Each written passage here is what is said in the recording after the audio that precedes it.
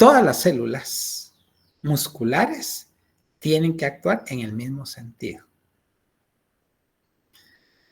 Si el esfuerzo para alejarse de una situación de peligro tiene que prolongarse, el hígado tiene que proporcionar ciertos nutrientes o puede proporcionar ciertos nutrientes para ese esfuerzo. Es decir que una condición metabólica puede necesitar la actividad simultánea de todas las células musculares en un sentido y todas las células del hígado en otro sentido metabólico. En el interior de una célula que está rodeada de una membrana, pues, entre comillas, podríamos decir que una célula no sabe lo que está haciendo la otra, las células que están a la par. Sin embargo, todas tienen que funcionar de una manera simultánea en el mismo sentido. ¿Cómo se logra esto? Mediante procesos regulatorios en donde hay una señal química del organismo hacia todas las células musculares. ¿Cómo se logra? Mediante hormonas, mediante la actividad nerviosa, que es coordinación, que permite que todas las células funcionen simultáneamente en el mismo sentido. Y la regulación, esta coordinación, también puede poner a funcionar simultáneamente a otro conjunto de células. Aquí hablamos de células musculares actuando de una manera similar, pero las células del hígado funcionando entre ellas igual, pero obviamente distinto a las células del músculo. ¿Y cómo se logra esta coordinación, esta cooperación? A través de señales de estímulos nerviosos y de señales químicas como las hormonas. Entonces, las hormonas y los factores de crecimiento se van a constituir en otro factor de la regulación. Y es una regulación a más largo plazo. Como todos los procesos de regulación pasan por regular la actividad enzimática, pues vamos a mencionar cuáles son los distintos componentes de la regulación de la actividad enzimática. Tal vez la primera condición que tiene que tener una célula para que pueda generar una ruta metabólica, ya no digamos a mayor o menor nivel, no, para que pueda tener la capacidad de cumplir una ruta metabólica, es la presencia de enzima. Obviamente, si la enzima está presente, ocurre la ruta. Si todo el complejo multienzimático que cataliza una ruta metabólica está presente, obviamente ocurre la reacción. Si no está presente, no ocurre la ruta metabólica.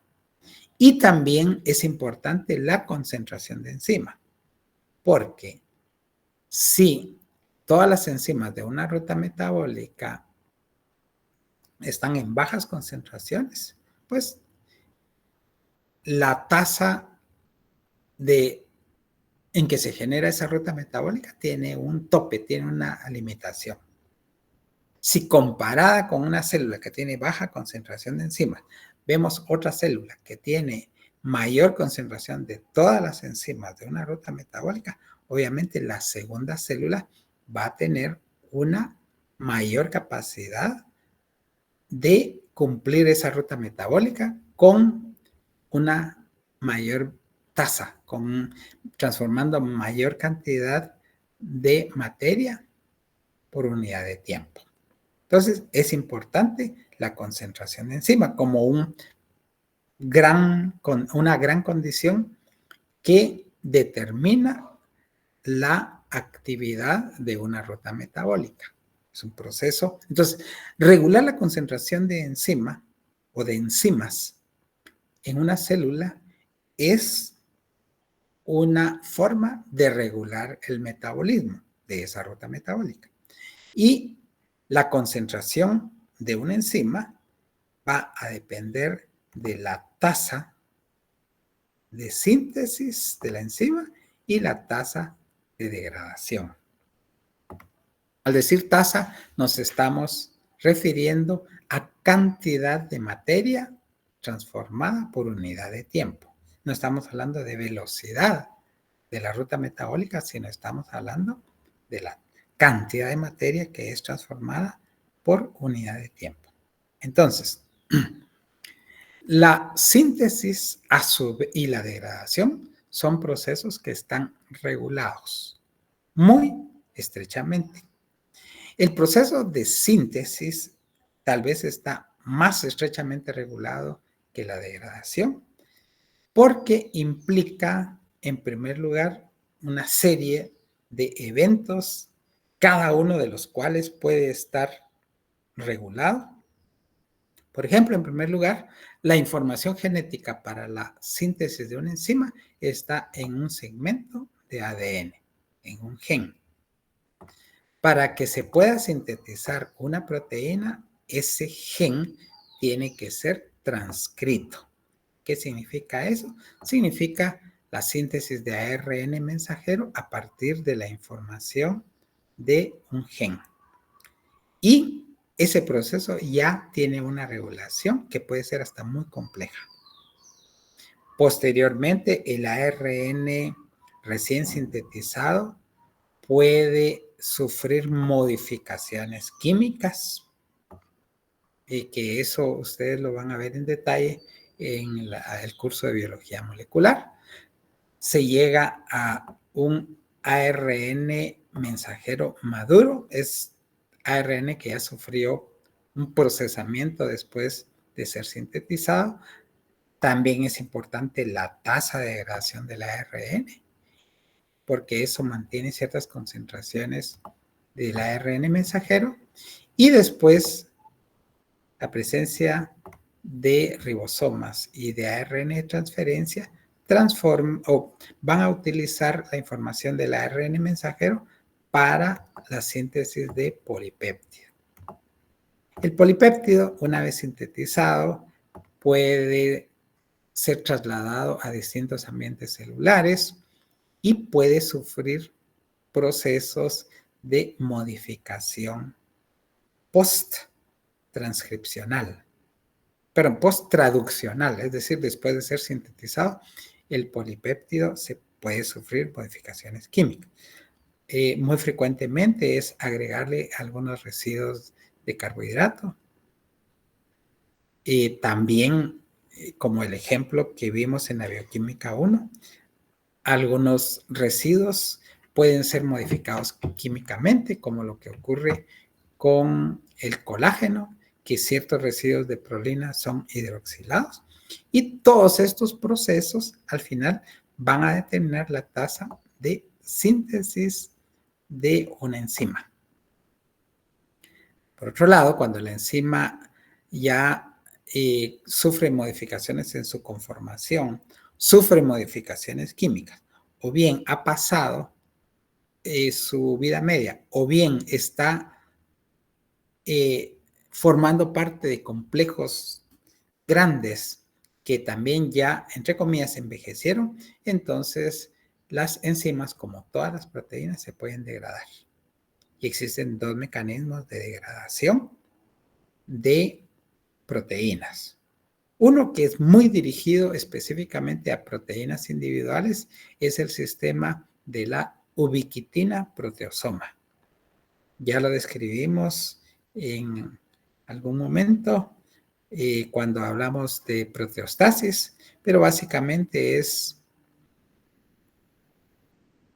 etiquetar con una proteína llamada ubiquitina a la proteína que se va a degradar, y este etiquetado es reconocido por un complejo multienzimático llamado proteosoma que lo degrada. Aparte de eso, también hay un sistema de degradación llamado autofagia, pero este proceso actúa a un nivel no tan dirigido a proteínas específicas, pero puede ser a estructuras más grandes, como parte de una membrana o una mitocondria que ya haya envejecido. Entonces se forma una vesícula, se agregan enzimas proteolíticas y los componentes de esta estructura que ya estaba deteriorada o envejecida se degradan.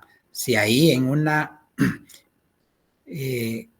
mitocondria envejecida estaban presentes enzimas, pues van a ser degradados. O sea, la síntesis y degradación, las tasas relativas de una y otra, van a determinar la concentración de enzima.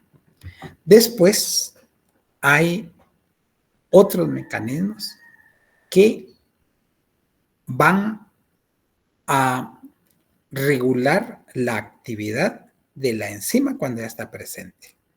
Y estos son los que están indicados acá y que vamos a describir con ejemplos específicos.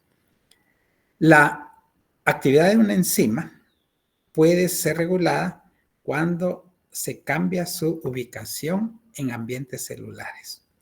No es lo mismo que una enzima esté en el citosol, posiblemente una enzima que participa en una ruta metabólica citosólica, cuando es, entre comillas, secuestrada hacia el retículo endoplasmático, obviamente ya no va a poder cumplir la función en el citosol. Entonces, se convierte esta ubicación o el cambio de ubicación de una enzima como un mecanismo de regulación. Después está la concentración de sustrato, que también actúa como un factor que puede incrementar o disminuir la actividad de ciertas enzimas. Tenemos también el ejemplo de la regulación alostérica, la cual conjuntamente con la regulación covalente van a ser de los procesos al menos más frecuentes que nosotros veamos que participan en la regulación de la actividad de las rutas metabólicas.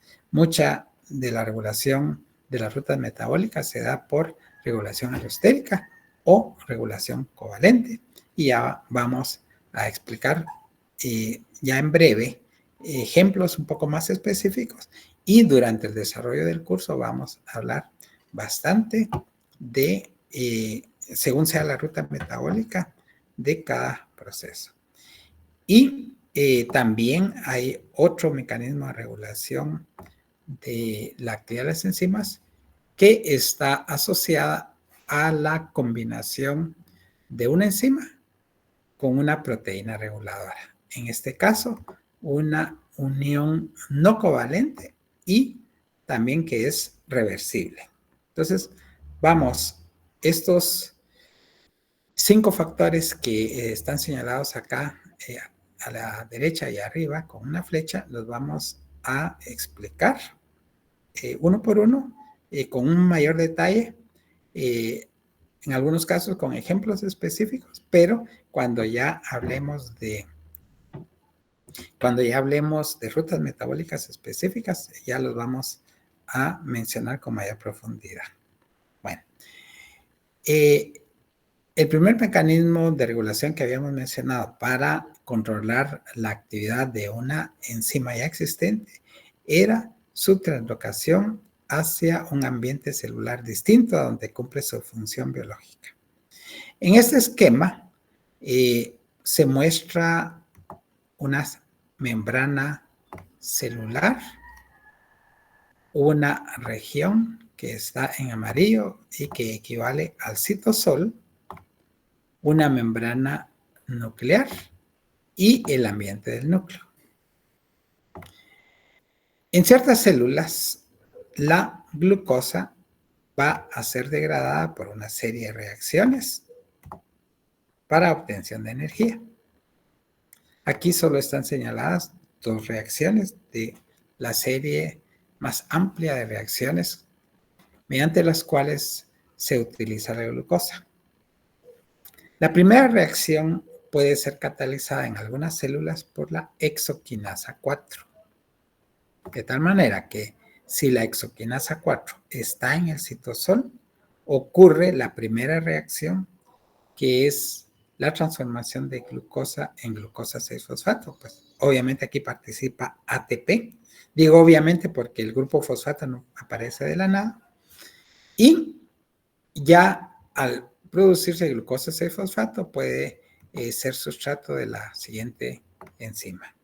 Ahora bien, la exoquinasa 4 tiende a trasladarse al núcleo en un proceso que puede ocurrir en cualquiera de los dos sentidos. La exoquinasa 4 puede ingresar al núcleo o puede salir del núcleo.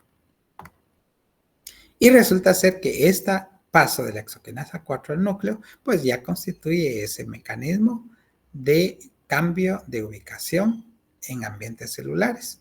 Obviamente, si la exoquinasa 4 no está en el núcleo, en el citosol no se puede utilizar glucosa porque esta reacción no ocurriría. Esta reacción no ocurriría. Bueno, un elemento adicional que también, en este caso, concuerdan o concluyen dos procesos de regulación, porque no solo es el cambio de ubicación en el ambiente celular de una enzima, sino también su unión a una proteína reguladora. La proteína reguladora tiende a mantener más tiempo a la exoquinasa 4 en el núcleo, incrementando el efecto de su translocación, porque el complejo exoquinasa proteína reguladora obviamente no puede atravesar esta especie de poro de la membrana nuclear y por lo tanto permanece más tiempo la exoquinasa 4 en el núcleo, incrementando el tiempo en que en el citosol no se degrada glucosa. Entonces vemos acá cómo el cambio de ubicación de una enzima puede ser un factor de regulación.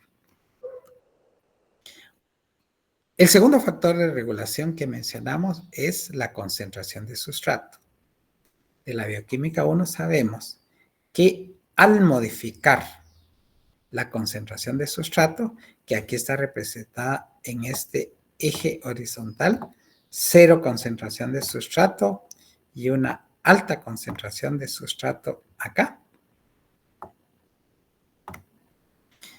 Cuando se modifica la concentración de sustrato, se modifica la velocidad inicial de la reacción catalizada enzimáticamente.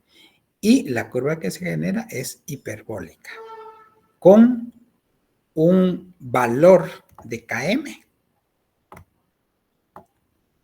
un valor en esta escala de concentración, en la cual se alcanza la mitad de la velocidad máxima. Entonces, de alguna manera estamos viendo que cambiar la concentración de sustrato cambia la velocidad de la reacción. Pero ojo, si cuando las concentraciones de sustrato son muy elevadas, hay un cambio en la concentración de sustrato, esta condición sería esta concentración de sustrato que marco. Y esta condición a la derecha sería esta otra concentración de sustrato. Pasar de esta concentración de sustrato hacia esta implica un cambio mínimo en la velocidad, en la altura que se alcanza la velocidad. Sin embargo, el rango de concentración intracelular de la mayoría de los sustratos está cerca de ese valor de Km. En este esquema acaba de aparecer un área sombreada. ¿Y qué significa esa área sombreada? Una concentración baja y una concentración alta. Y lo que se indica ahí es que el rango de concentración intracelular va a variar entre estas dos concentraciones. Obviamente, si la variación si ese rango de concentración está cercana al valor de Km, ¿qué va a significar eso?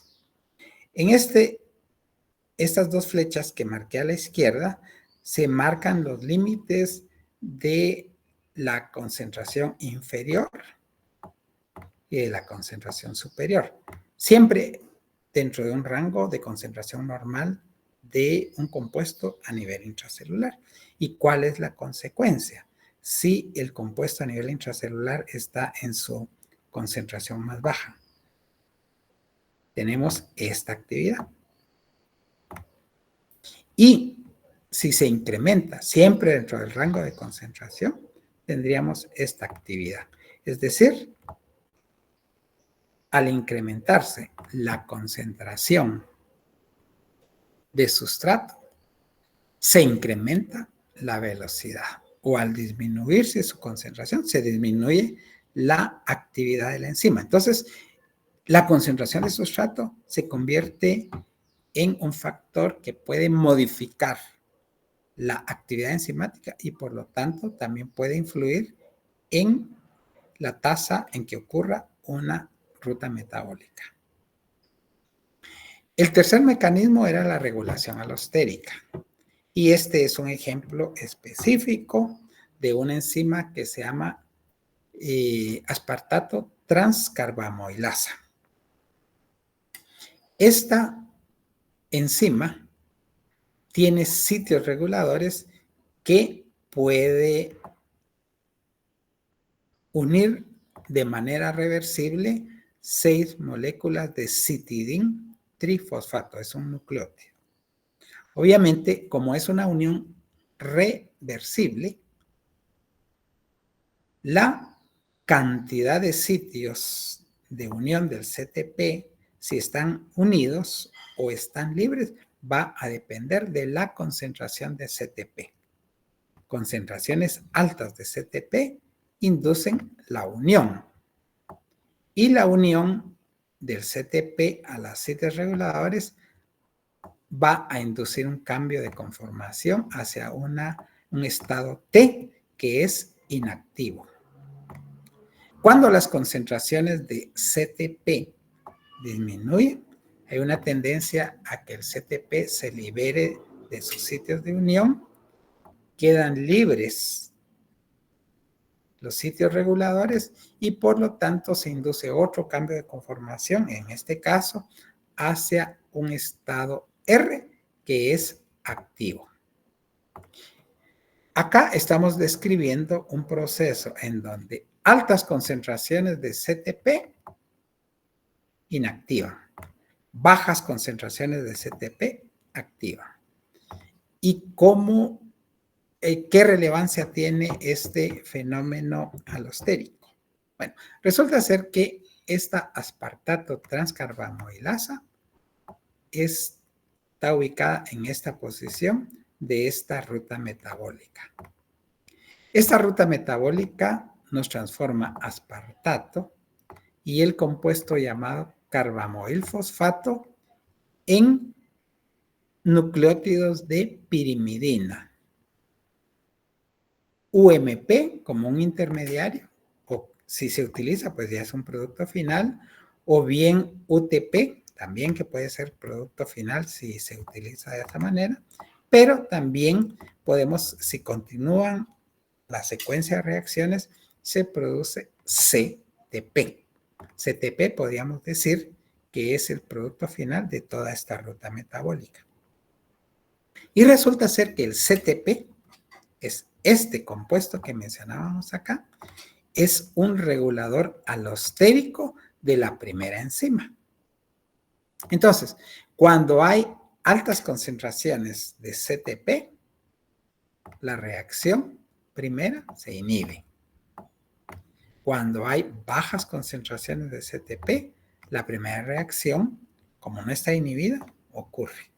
Y este proceso de regulación alostérica, conjuntamente con la ubicación en donde está la enzima, hace que si hay CTP acumulado en la célula porque no está siendo utilizado, se inhibe la primera reacción y por lo tanto se inhibe toda la ruta metabólica. Si disminuye la concentración de CTP, entre comillas, se levanta la inhibición de la primera reacción y por lo tanto ocurre la primera reacción y otra vez se activa toda la ruta metabólica. Entonces, aquí hay un ejemplo de una ruta metabólica que se autorregula, porque la ruta metabólica ocurre cuando se necesita CTP. Si no se necesita CTP, se acumula y por lo tanto la ruta ya no funciona. Como acá se está utilizando información del final de la ruta metabólica, se dice que es una retroalimentación.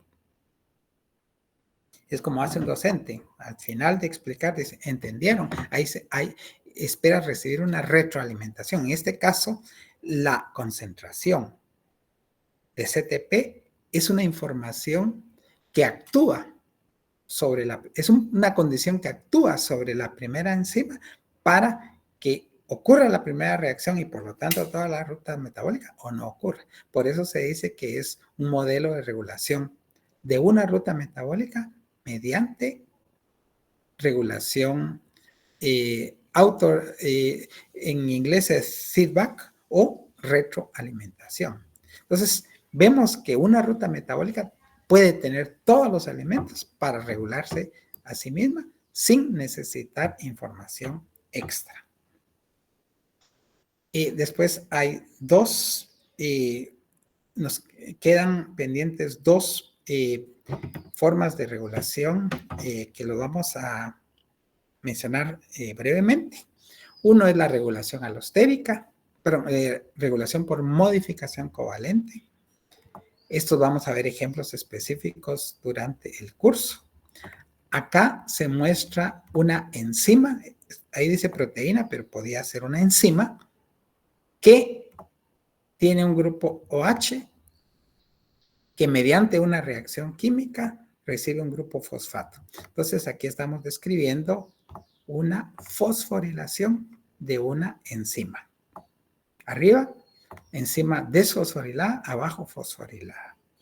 Obviamente este es un proceso químico que necesita ser catalizado. Si esta es la enzima que está actuando como un sustrato, tiene que haber otra enzima que promueva la fosforilación de la enzima 1. Cuando la enzima 1 está fosforilada, puede tener una estructura, una conformación ligeramente distinta y por lo tanto funcionar distinto a ella cuando está desfosforilada. Entonces, la fosforilación puede en algunos casos incrementar actividad, en otros casos puede disminuir la actividad. Va a depender de la enzima, porque ciertas enzimas fosforiladas son activas, otras enzimas desfosforiladas son inactivas. Va a depender de cada enzima. Y además hay una tercera proteína, tercera enzima, que se encarga de eliminar o hidrolizar el grupo fosfato. Entonces, la acción de la enzima 2 sobre la enzima 1, si es este primer caso, la activa. Y la acción de la proteína 3 la inhibiría. Entonces, enzima 2 activa y enzima 3 inhibe por el cambio en la unión de ese grupo fosfato. El grupo fosfato puede ser aceptado por un OH que puede ser parte de serina, treonina o tirosina, como residuos que forman parte del polipéptido. Y disculpa si ya nos pasamos 2 minutos, pero solo les voy a tomar un par de minutos para describir el último tipo de regulación. Este es la estructura tridimensional de una enzima que se llama galactosidasa. Como su nombre lo indica, la galactosidasa es una enzima que puede unir o transferir residuos de galactosa hacia otro monosacárido o hacia otra molécula. En el organismo humano existe esta galactosidasa que está funcionando todo el tiempo en el metabolismo de ciertas moléculas que tienen residuos de galactosa.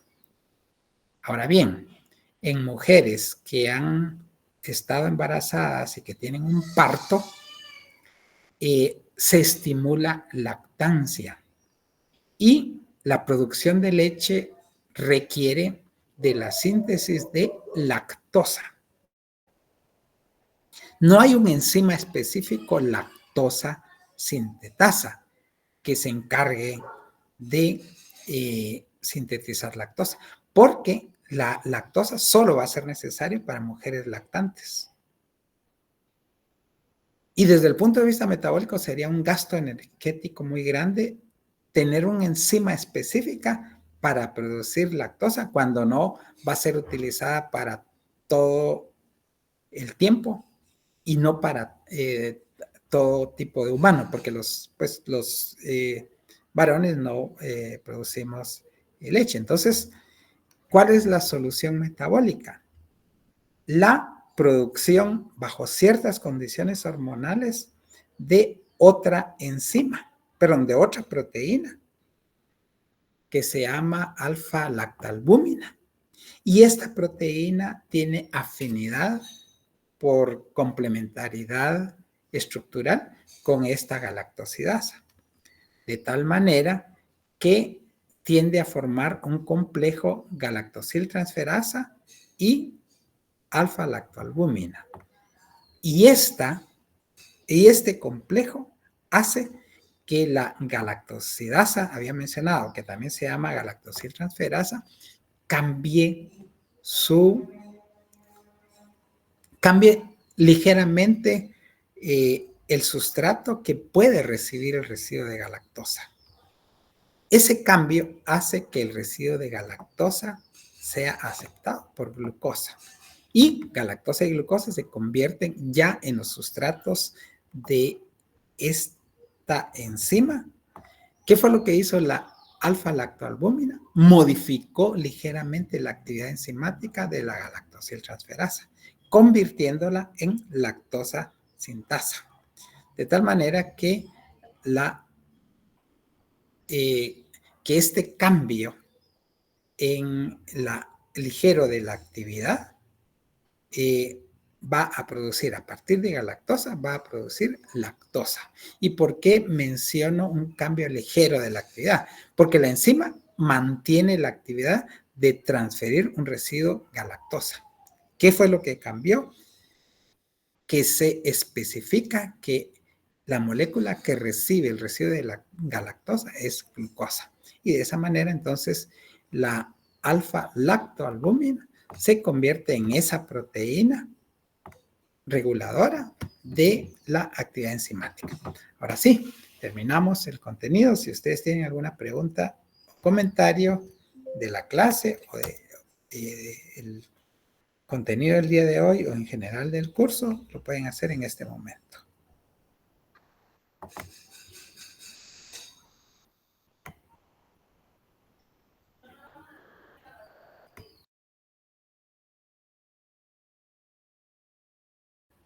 Ok, si no hay preguntas o comentarios, les agradezco que se hayan conectado. Siempre